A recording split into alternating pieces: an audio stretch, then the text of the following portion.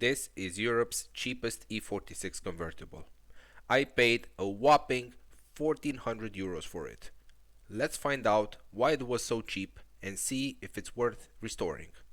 In this episode, I messed with the camera. Are you recording? Yeah. I used the most important tool in the garage. And where do I put you?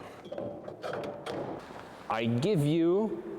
You probably already know what it is, but I'm revealing it anyway. Ta-da! My first E46, and I christen you Pandora. I have wanted an E46 for as long as I can remember. But it's not a practical car, you know?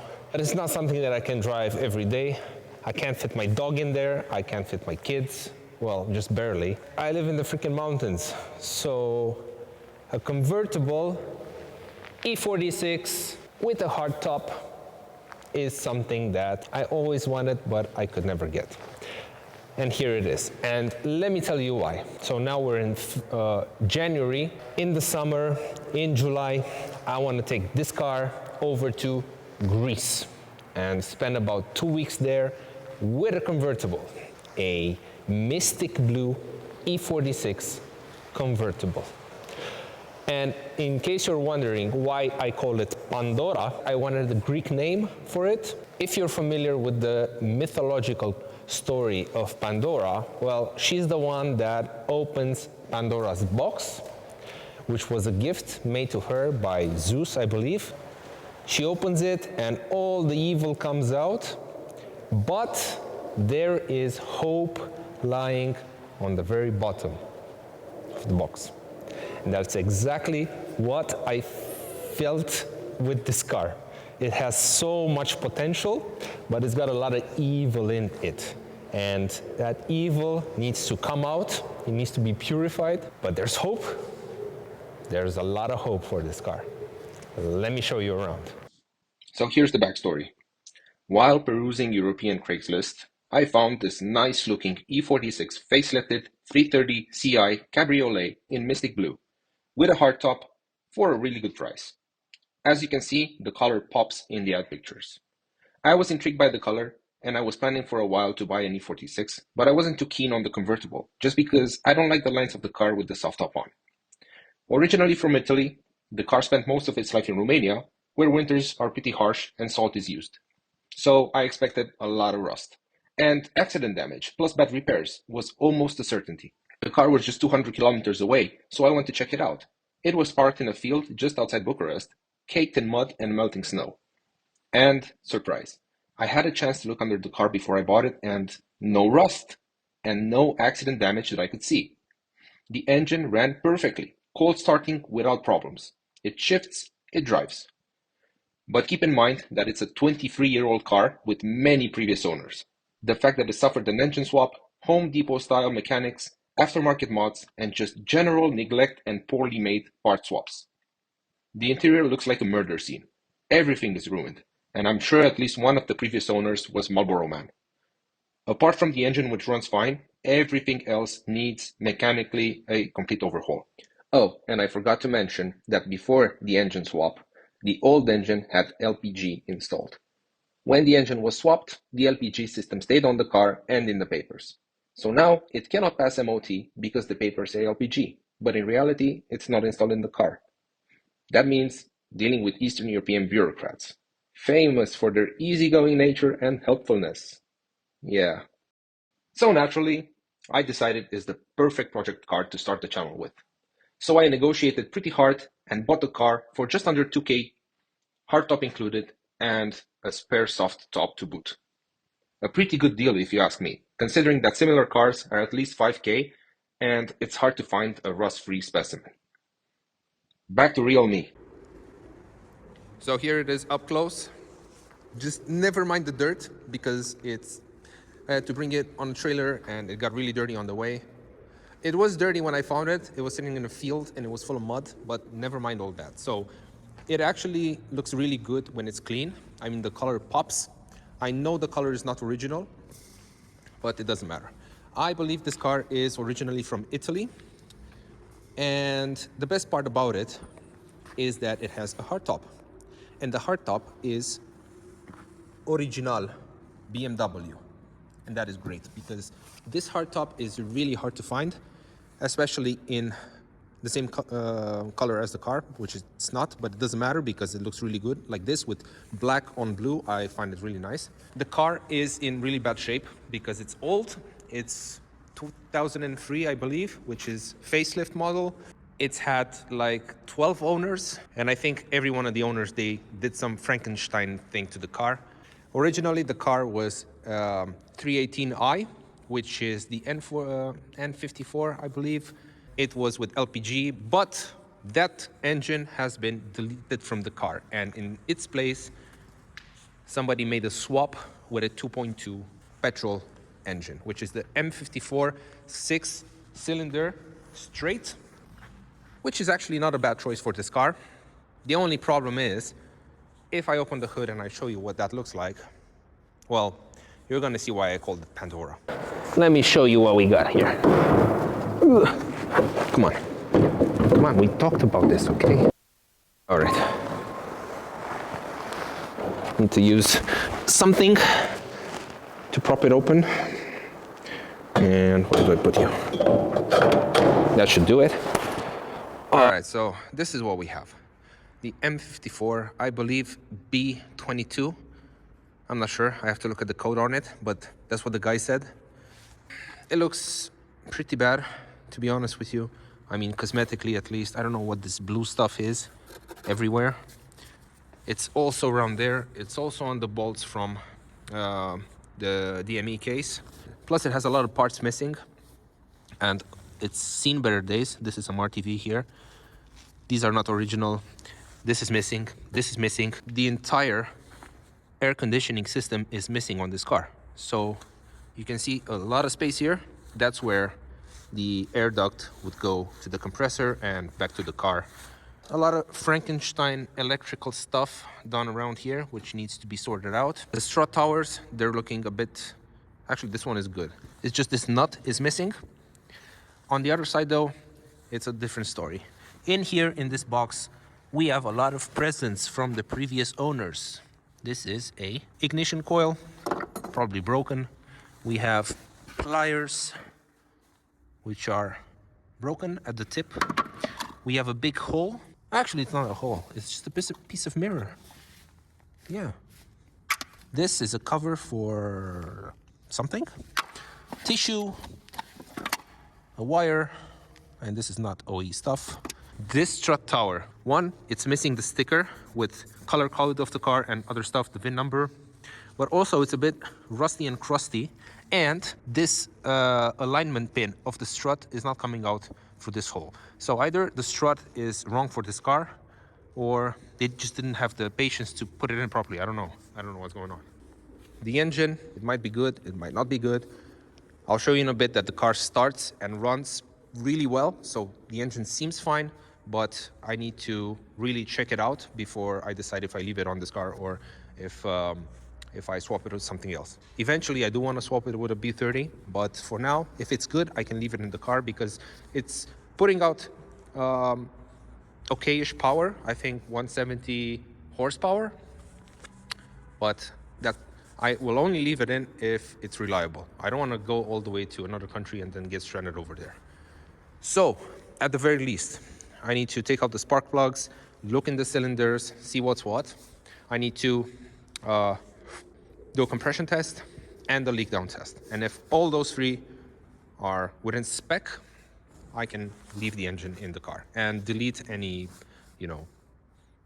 non-OEM things. Obviously, I will want to clean these covers because it looks really, really bad. I need to install the air conditioning stuff. There's gonna be a lot of things that need to happen in the same engine bay, for sure. Moving on with the rest of the car. Rims, they are all sorts of destroyed. They need to go. I need to find new wheels for the car. The guy said the brakes are good, but I need to check that. Suspension needs to be completely refurbished. In the back, things are looking pretty good. This is a new battery installed by the previous owner. Very nice guy. Battery is fine. I just unplugged and stuff because I think there's something in the car that's draining power. We can see here that the paint It's really obvious that it's been repainted and it's coming off. So I think that the entire car, oh yeah, it's actually flaking off. The entire car will need to be repainted at some point. Oh yeah. Here we have the LPG reservoir tank, which I don't know why it's still in the car because the LPG system is deleted. Here we have the LPG, whatchamacallit. This is where you put the LPG into the car. All right, the fuel tank, nothing interesting here. Rims, terrible. But doesn't it look beautiful? I mean, this gap is too wide. This needs to be fixed. This is shot. The windscreen needs to be changed because it's got a huge crack right in the middle of the driver's field of vision. Ooh, here's a tool. I can't reach it. Oh, it's like a pick or something. Oh yeah, 3 tools with this car. Oh, this is coming off. Oh man, poor car. You poor car. I think Pandora is such a good name for you. Let me show you around the interior. First, the glass. Something's broken there. All the windows are working. They're going down and up, but this one is sticking. So the regulator needs to be changed here for sure. And also this one. And I believe on the other door as well, it's doing this dancing thing. For the interior, as you can probably tell, it's disgustingly dirty, but we're just gonna ignore that for now. The seats, the guy told me that these are Recaro seats from a UK E46. They're fully electric with memory, but the memory is on the passenger seat because in the UK they drive on the other side of the road. So I'm gonna need to see if I keep them, change them, reupholster them. I'm gonna need to switch over the memory thing from that one to this one. I don't know if that's doable, but we'll see. The one thing they don't have, which I would really like, is the lumbar support. So I'll see if I can retrofit that, or as I said, maybe find totally different seats. The battery is disconnected, so the seats are not working now, but I already checked them and they're fine. The condition, well, they're worn, they're dirty, they really need some love. The steering wheel, it's M Sport, but it's in terrible condition and the leather is peeling off in many places. The buttons look okay. This emblem is not something that I really like. It's got scratches and yeah, it just needs to be redone or replaced. Otherwise, for the interior, manual 5-speed, all the windows, I said they're working, all the buttons are working. Unfortunately, I think all of the 20 or 30 owners that it had, they were smokers and it reeks in here. It really, really smells. But that's something that when cleaning, detailing the car, I can fix. The heating is working. The AC is missing from the car, so whatever. Everything is slightly broken on the inside. All the panels are moving. The trim is coming off here. This is moving around. This pillar is coming off. The mirror broken. What else? This is aftermarket Android stuff. It's broken, the touchscreen is not working, and I really don't like it. So I really want to put the original, big screen infotainment, whatever BMW original head unit back into it. So I need to buy that. It says Harman Kardon here, but that's just a cover because the doors, they've probably been replaced.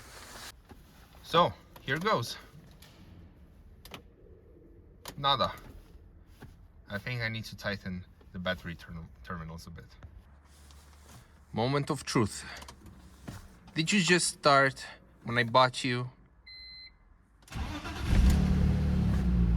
Ooh, that's a good cold start. That's a very good cold start.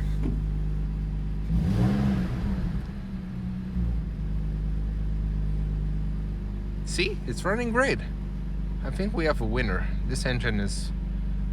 I'm sure I'm gonna eat my words, but maybe this is a good engine.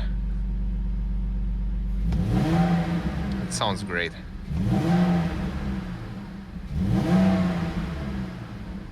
It sounds really, really good. It's not rough idling. It just sounds like a good engine. And I like the exhaust. Oh, it has pops and bangs too. This is gonna be a fun car to ride. For sure. Alright, enough of that. Now that you've seen the state of the car, let me tell you what I plan to do with it. Number one, gotta check if the engine is right or not for this car. If it's not reliable, at least then I can decide if I want to rebuild it or just buy a brand new M54 B30 3-liter engine and pop that in the car. Now that I hear myself talking, obviously that's the better option of the two. Number two, to check if the engine is good, I need to do three things. One, I need to look in the cylinders, see that they're not scored. Second, I need to do a compression test. And third, do a leak down test. And based on these three, I'm gonna know if I have a good engine or not. Even though this is not the proper space to work on a car, this is just a warehouse which is really tall and you can probably hear the echo, and there's lots of birds and stuff here. It's very dirty. This is not the place to work on a car. But I am in the process of building my own garage, and that's gonna be ready in 1 month at most, I hope. I already have the space, it's very close by. I already bought the lift, I already bought the tools. I have everything, but the space is not 100% ready. Also, it's way too cold now, and neither this space nor that is heated for the moment, so have to wait a little bit on that. When the space is gonna be ready, I'll install the lift, I'll show you around, and that's when I'm gonna be able to work on the suspension of this car. Because it needs it really, really bad, and it has to pass MOT. I just went today to the MOT office, and they told me that I need to bring them the car, and they're gonna delete the LPG stuff from the papers, and they're gonna be able to do the MOT for me. But the car needs to check out. And I actually have a time frame on this. I can do that in maximum 3 months. So by the mid-April, if I'm not ready by then with the car to take it to them, it's gonna be a lot more difficult to register the car. To pass inspection, it needs some basic stuff like a good working engine. Emissions need to be fine. So this is a swapped engine, and I'm not sure what the emissions are. I don't even know if it has cats, you know, like if they kept the cats or if they removed them. I need to check all that kind of stuff. So it's gonna be a very interesting build. Also, you might have probably noticed this guy over here. This is my 2001 Land Cruiser with a 4.2 diesel, which I rebuilt a couple of years ago, and I took it all over the mountains here in Transylvania, and it served me great. It's a great, great car. I prepped it for off-road. It's lifted. It's got a lot of off-road stuff on it. Looking back, I'm sorry I didn't film everything and post it for you guys, but yeah, this is what it is. But this car also needs a lot of work, because every single time I take it off-roading, something, I don't want to say breaks, but off-roading puts a lot of stress on the car, and it's a lot of parts that need to be constantly maintained, and it needs a lot more maintenance than a normal car. So I'm going to do a separate episode on this one, but I'm only going to be able to work on it once the lift is installed, because I have to do lots of things under the car. In the next episode, we'll do the proper engine check on the E46, and that's when we can decide what happens in the future with this car. I'll also post some updates on the workshop build, because that's gonna be coming along really, really fast. Thank you so much for watching, and if you enjoyed it so far, please consider subscribing. I can't wait to take you along for the journey that's gonna be restoring this car to its former glory as the ultimate driving machine. Yeah. Or leaking machine. I mean, you know, BMWs. It's not like it's a Toyota, right?